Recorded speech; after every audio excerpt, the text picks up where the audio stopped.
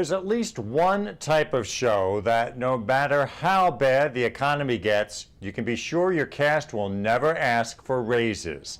Stephanie Powers reports. Perhaps you've heard of me. These puppets all started off as a dream for one puppeteer.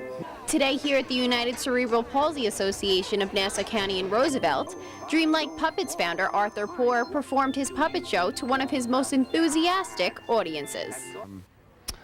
The audience here is great. I think really great. There is the only more enthusiastic audience I've ever played for was all puppeteers. And they're very enthusiastic, obviously. Poor says he's been making puppets like these since he was 5 years old, and continued even throughout his career as a New York City fireman.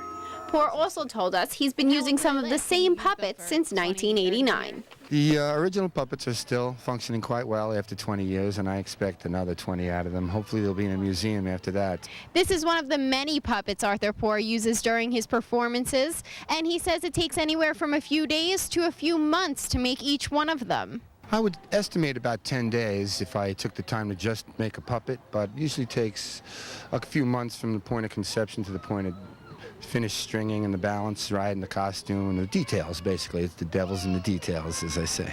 Poor's brother Charlie, who works at UCP, told us Arthur volunteers to come to the school with his show, and he does it because it's what he loves to do. This is out of the goodness of his heart.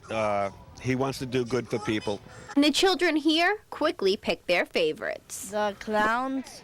Poor says these puppet shows just aren't a hobby of his, they're his profession. In Roosevelt, Stephanie Powers, LI News Tonight.